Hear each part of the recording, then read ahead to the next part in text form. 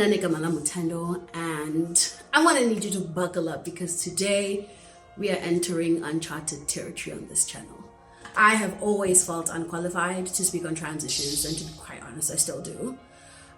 Talking about trans issues is a minefield. Partly because I'm a cis woman, so I don't nobody want to hear about trans issues from a cis woman. The other reason is genuine fear of saying the wrong thing at the wrong time to the wrong person, and then you're labeled a transphobe. And to be quite honest, I feel like as a cis woman, I'm bound to miss and lack nuance when I talk about trans issues because it's not a lived experience for me. Having said all of that, this specific fear has resulted in causing more harm than good in my life when it comes to my stance on trans issues. I genuinely thought the remedy was to just ignore trans issues, whether it be on my YouTube recommendations, whether it be on Twitter, on Facebook back in the day, or on TikTok. I just thought ignore. As long as I'm not transphobic, I'm good.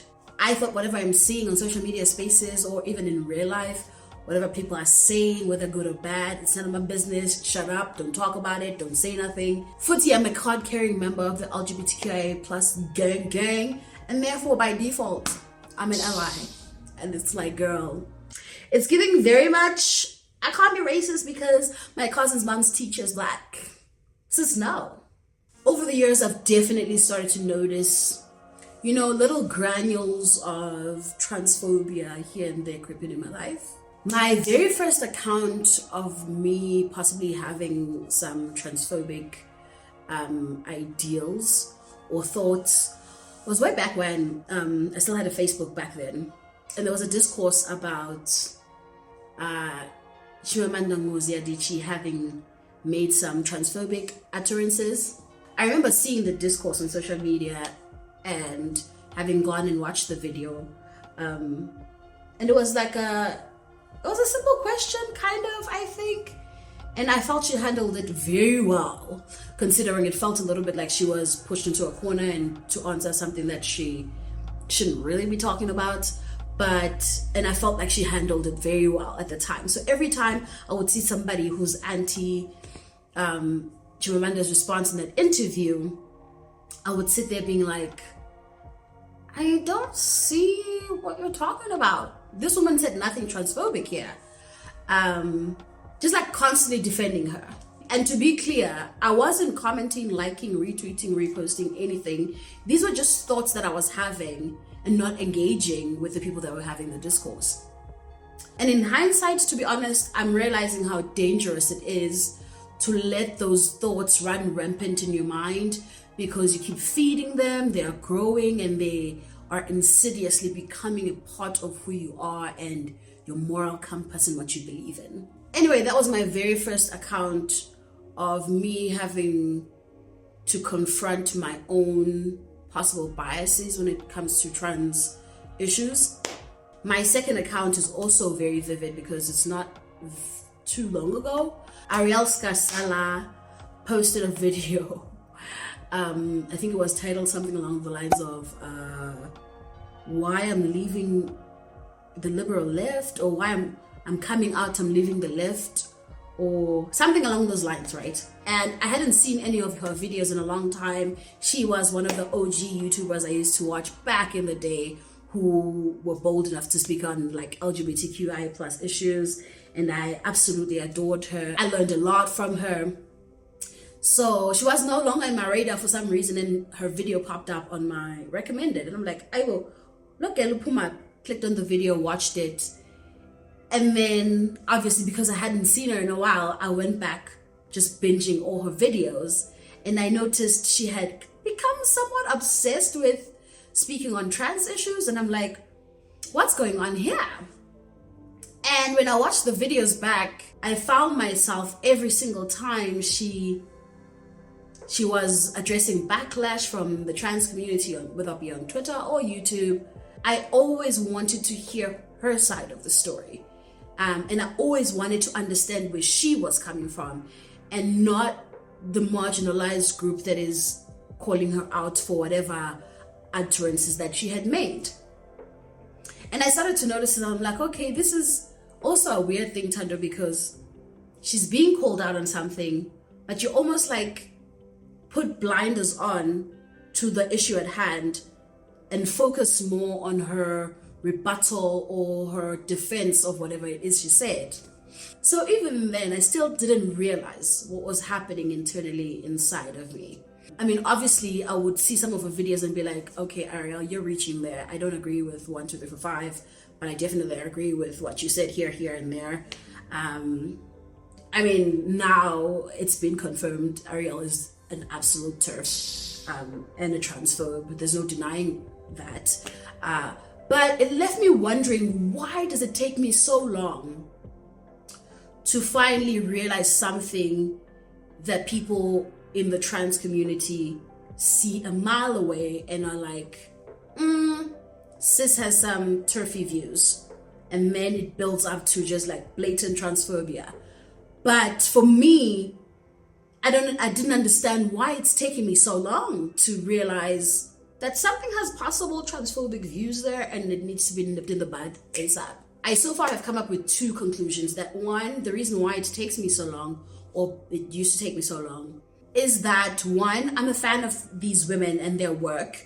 And so a part of me really, really, really doesn't want to believe that they could possibly be on the wrong side of love, of understanding, of acceptance, of justice. So in my head, I think I was just refusing to lose another one of my faves to what could possibly be misguided hive mentality politics. And the second reason, which is a much harder reason to reckon with, is that I possibly have some biases that I myself need to work through.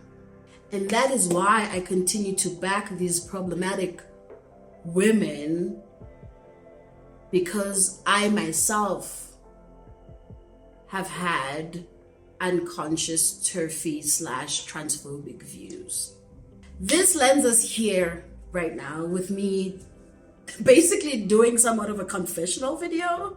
Earlier this year, the news came out that the Brighton and Sussex University Hospital had become the first in the country to adopt a gender-inclusive language policy, where gender-neutral language will be used alongside the language of womanhood. The staff at the maternity department were being encouraged to use phrases such as human milk and chestfeeding as part of the new trans-friendly policy. This obviously became news across the world, but I saw the discourse happening on TikTok. And the rhetoric there was very much just perpetuating this idea that these policies were nothing but a ruse to erase womanhood and motherhood. The turfery ensued on TikTok, and people were complaining, saying that this is taking it too far. Why are women always the ones who are put in these bad circumstances? That the one thing women have that men can't do is now being taken away from them. And it was just like an uproar. It was upsetting. It was very much giving, save us, put an end to this. Just peak turf energy was going on there by the TikToks. And once again, I was not engaging with the commentary, but I was absorbing it and also agreeing with some of these views that these women were making. Fast forward to a shift that happened during a conversation that took place in a WhatsApp group that I'm part of, that consists of a bunch of dope black women. It's actually called Dope Black Women. Someone had seen this discourse on TikTok and they shared the video or the videos of this conversation that was happening on TikTok on this new terminology that is being proposed for trans and non-binary and gender-nonconforming parents. She shares this video and a discourse ensues once again on the WhatsApp group. And I think she felt like, you know what, TikTok is volatile and I need a safe space where I can ask questions without the fear of being judged or being cancelled, and that group is that space. So like I said before, trans topics are a minefield. So that conversation was very robust. I feel like it was very respectful though. Even though it wasn't private, people didn't feel like they could just like say anything or willy-nilly under the ruse of, oh, I'm trying to learn. It was very robust, was respectful. But after that conversation was said and done, one of the people in the group said something that I've heard many times before, that I've seen many times before, but this time around I don't know why. Perhaps it's the way that I read it. It created a shift in me. I'll read it for you. I won't read the whole thing because it's long, but I'll put it up here, so pause it if you want to read it. It's really delicious. I think it will be beneficial for you. But the part that like hit me in the chesticle area was this part. There's also the fact that feminism is intersectional, and that means we have a responsibility to be receptive to change and not be dismissive because we aren't directly affected. Motherhood is a centuries-old concept, and it will take much more than inclusive language to erase motherhood and associated terms. After reading this, I had to sit down and do a proper introspection. I had to reckon with the idea that my views this whole time have been hella turfy, and make a conscious decision whether I am going to die on this turf hill, or was there space for me to learn and grow. Obviously I chose to grow. Hello. Needless to say, I have been going down a trans, non-binary, gender non-conforming rabbit hole ever since, only to come to the conclusion that trans people can absolutely be included without impeding on cis women's rights. And I think that's where my phobia came from, right? In that I was walking around believing I'm accepting, because genuinely I am. I accept that trans people exist and I rally behind them. I am for them, and I believe they deserve all the rights that they want. I believe they should get the medical care that they need. So I was like, I'm good. There's no way that person could possibly be transphobic, or at least have transphobic views. But as soon as there's a call to share my rights with trans women, then suddenly I was like, oh, wow, that sounds a little bit like it's a threat to my rights. It's taken a lot of research to rid myself of these biases. Hours and hours of YouTube videos, scholarly articles, and actually speaking to real trans people for whom this is not just a Twitter discourse and argument to win, but rather their livelihoods. One such person is Nqo Yeni. He agreed to have a young chat with me about these new inclusive terms and what they mean for him. Enjoy this little chat that we had. I'll see you on the flip side of the interview. It's not an interview, it's a chat. I'd just like to preface this chat of ours, I don't want to call it an interview, but please just let me know what your pronouns are and how you identify. Okay, so my pronouns are he and him. Identify as a trans man. And your name is? I've got two names. Yeah, you know, it's your name, Umobile, and I've got an English name. So Umobile, I decided to keep it, you know, because it's a unisex name. I know a lot of cisgender guys who are Umobile, so it didn't really bother me, you know. I like that name. I have no desire to change it. However, my English name, though, that is the worst. That's the worst name. And the thing is that there's someone at work with the same name, you know? Like the very first time I heard that person, someone calling that person, the first time I heard it, I was like, what the hell? Someone just called me by that name. Because they were shouting. I was like, oh my God, this is not happening, you know? Then I saw someone turn around, I was like, oh, okay. Damn. But people find out what my name is, you know. But yeah, so I don't like that name. I plan to remove it from my ID, but it's not something that really bothers me that much. As long as nobody knows it or nobody uses it, at least then it doesn't matter. It's not every day that I use my ID. Don't know if I will replace it. There is a name I use which is Sage. I like it. I wanted to add that name, you know, but I'm happy people calling me that name, Sage. But maybe when I remove my other name, then I will add it. But I'm not really that invested in that, you know. Yeah.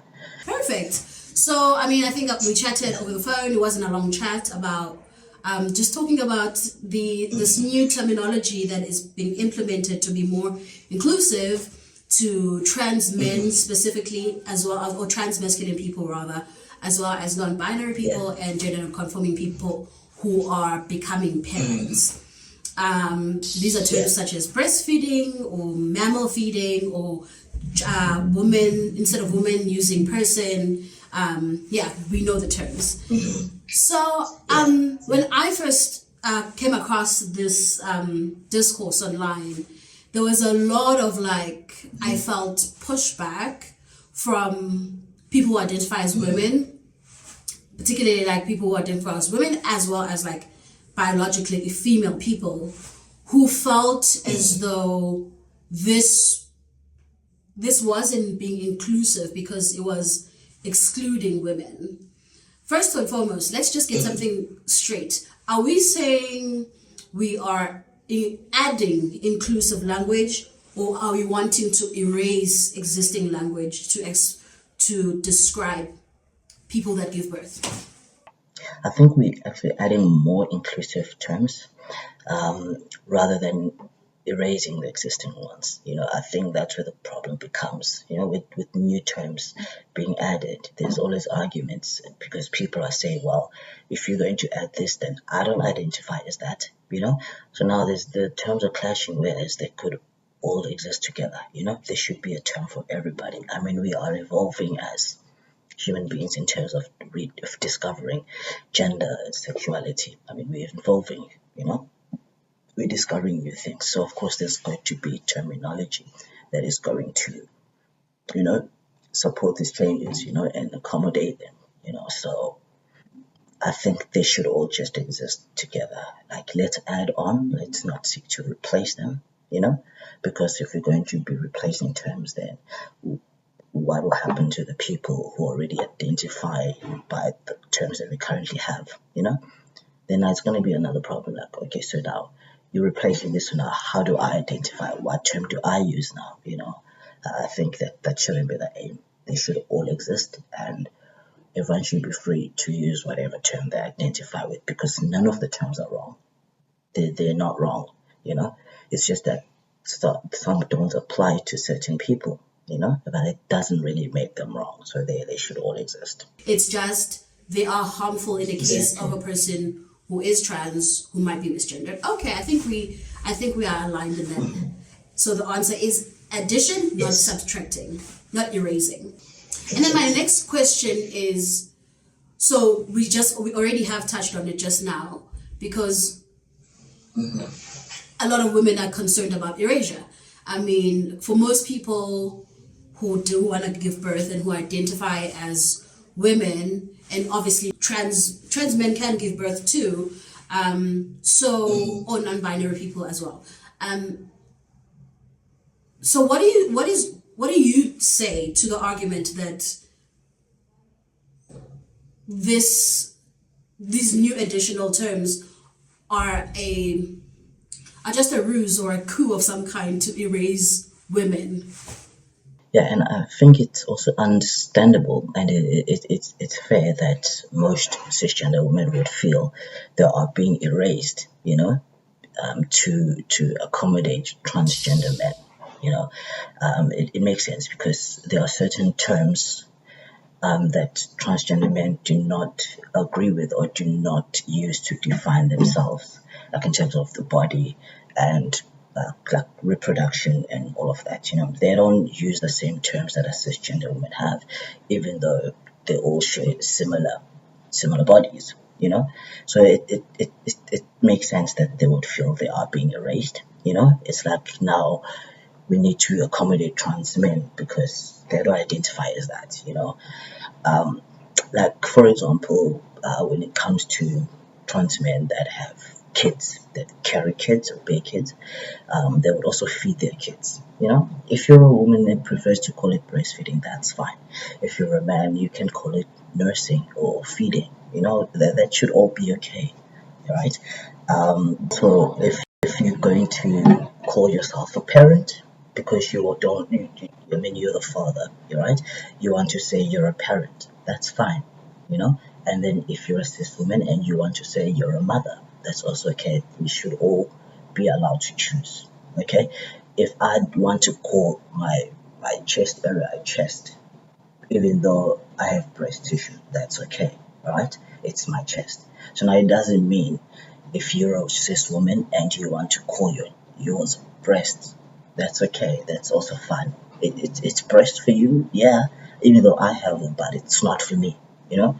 So I think, yeah, we should all really be more accepting of each other and accommodating each other. Yeah. I mean, it's more like please understand that we all should understand it's okay. It's fine, but it's fine at the same time. I like that. So you're fine, but it's fine. You also, You know, so like I said, all terms must just be there. exist in what? Does get said, you know. Right. It's Okay. a bag of terms. You just speak whatever you. That one belongs to me.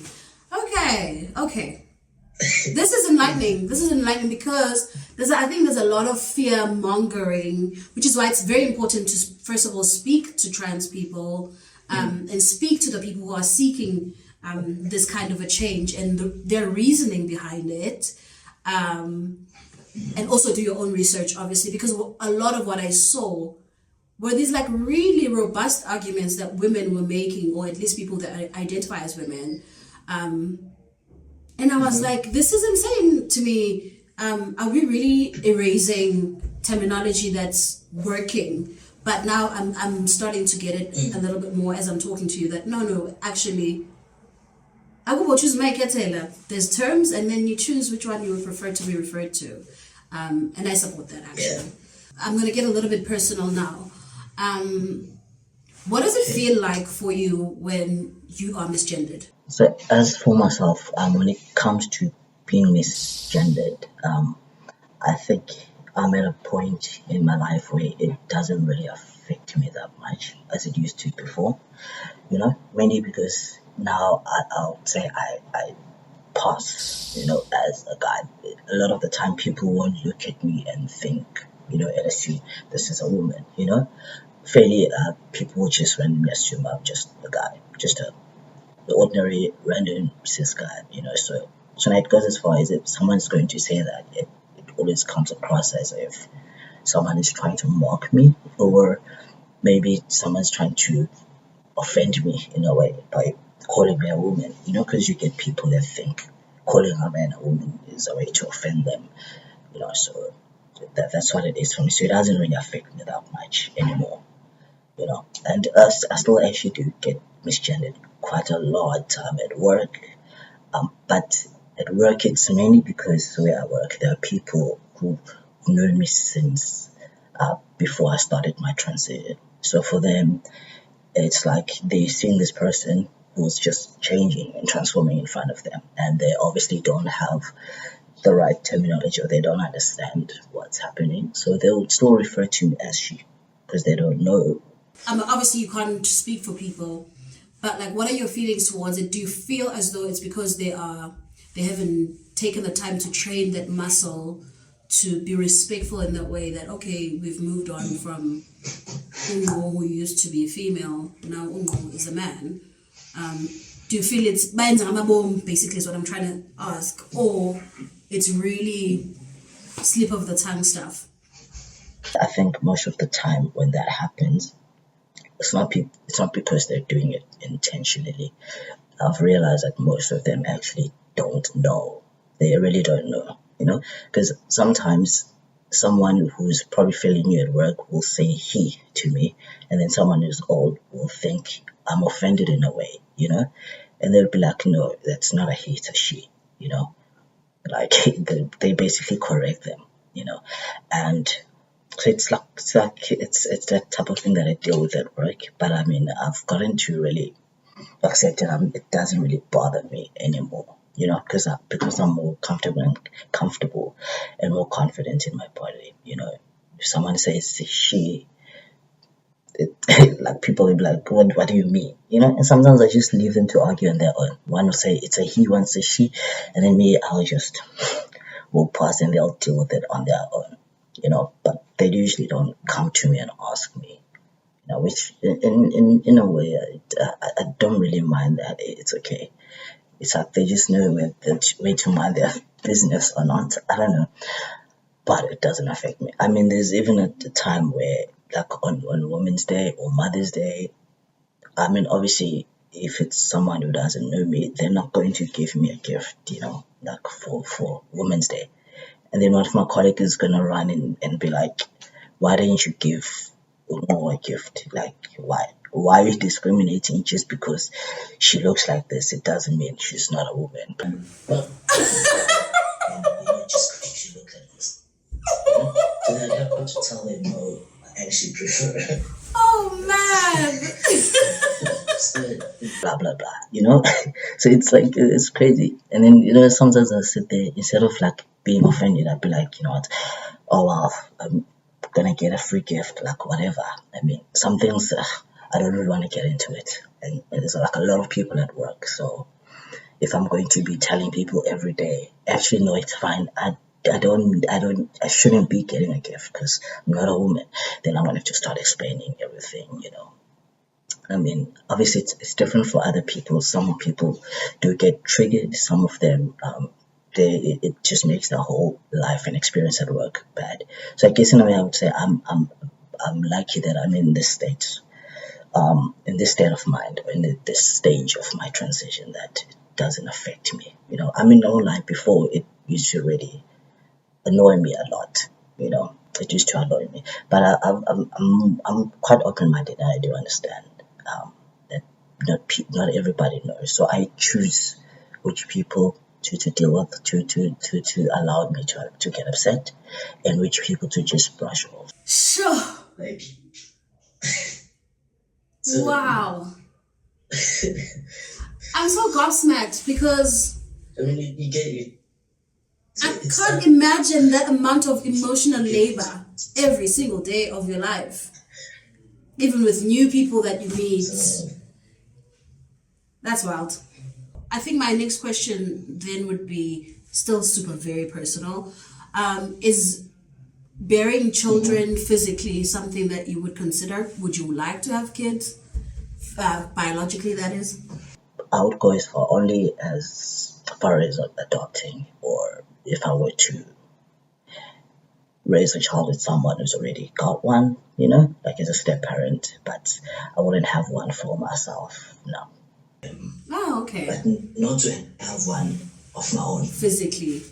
Okay, because then I would have asked the question, and I know you can't speak to other trans people or non-binary or GNC people, but like a question I've had is that my understanding is that being misgendered, and I think that's why I asked you earlier, is something that can be traumatic and very harmful and cause dysphoria to particularly trans masculine people in this case, because they would be the ones, or non-binary people, who would be having a child. And I would think a process such as like falling pregnant and birthing a child would be something that could possibly be a trigger for dysphoria. Could you tell me a little bit more about that, or what your thoughts are on that, if that is a possibility at all, to be triggered by such a process? Yeah, so misgendering trans men is the worst thing that could probably happen to them. It's the worst. So when it comes to trans men having babies, I think that's something that you really need to prepare yourself mentally and emotionally and physically. Like, you need to really prepare yourself. You need to plan, because especially for trans men who are already on hormone therapy, that have experienced a lot of physical changes, it's a tough journey. I could imagine, because of gender dysphoria. I mean, because when you do fall pregnant, you have to stop taking hormones, and stopping hormones can cause certain changes to your body. So it can be a whole lot of like your emotional turmoil for them. But I mean, it's something that you really need to consider. Think about the end goal, what you want. You focus on whether you want to have a baby. You just need to just sacrifice everything basically. So yeah, it takes a lot, you know.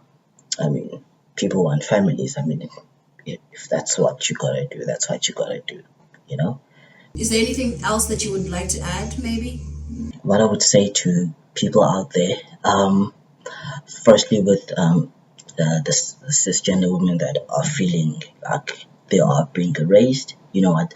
I mean, I understand and it makes sense, but like they just need to know that is not the case. You know, we should all embrace each other. You know, like we know that you exist as cisgender women. We know that these are the terms that define you.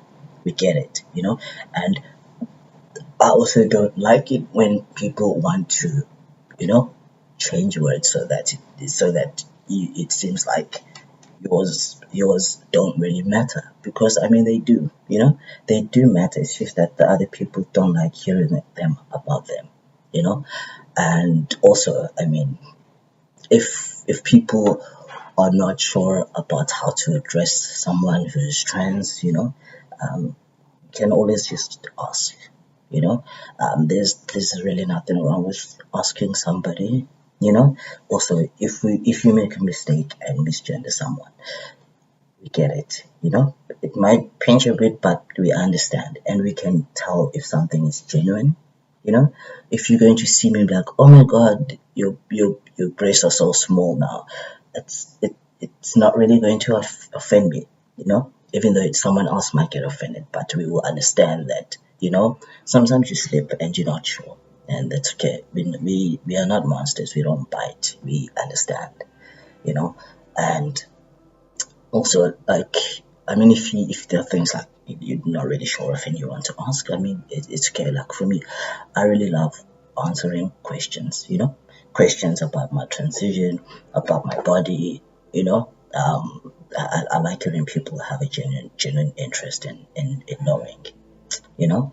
And then everybody that wants to police terminology, you know, like, it's just cut it off, you know, because you can't expect your terms to be added and then you want other people's to be removed. It doesn't work like that, you know.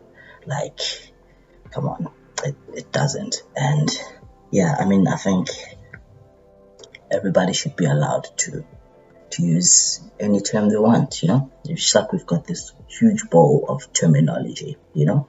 We just keep adding, you know. You take what fits, what fits for you, and I think that way then we can all be accepting and more.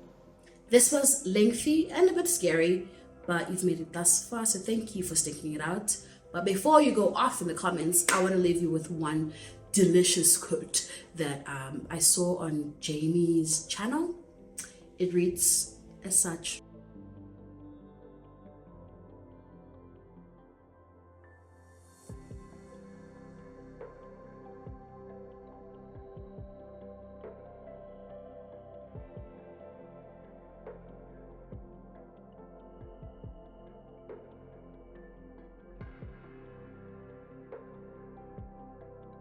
I look forward to the discussion in the comments. Thank you for watching, and as per usual, I'll see you in the next video. Bye.